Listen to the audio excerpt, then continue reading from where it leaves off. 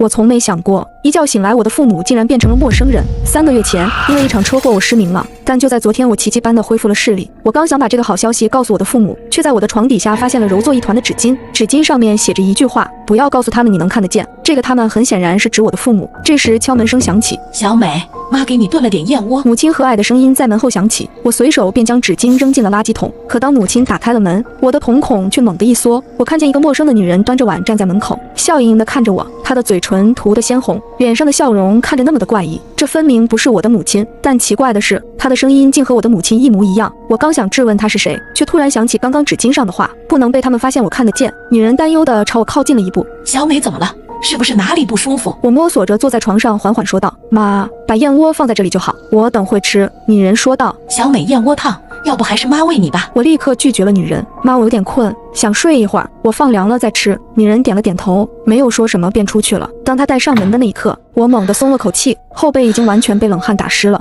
我真正的母亲到底去了哪里？这个女人又是谁？我悄悄走出了房间，一眼便看到客厅的沙发上坐着一个背对着我看报纸的男人。这个人一定便是我的父亲。我左右环视了一番，确定那个女人不在客厅之后，压低声音喊了一声：啊！男人转过头来，我看见了他的脸。那一瞬间，恐惧席卷了我全身，因为我看到的并不是我熟悉的父亲的脸，而又是一张完全陌生的脸。小美怎么了？我露出一个难看无比的微笑，没什么啊。回到房间后，我立刻反锁了门，一脸恐惧地坐在了床上。半个月前，老公医生曾经来探望过我一次，那时他和我的父母相谈甚欢，甚至被父亲灌得烂醉如泥。也就是说，半个月前我的父母还是我真正的父母。我找到手机，立刻给医生拨打了一个电话，电话很快接通了，医生的声音一如既往的温柔。小美怎么了？我刚下飞机，可以去看你了。我语气急促地说道：医生，接下来我告诉你的事情，你可能会觉得匪夷所思，但我说的都是真的。医生沉默片刻，小美，只要你说的，不管是什么我都会相信。我把所有事情都告诉了医生。医生说：小美，我现在马上过来。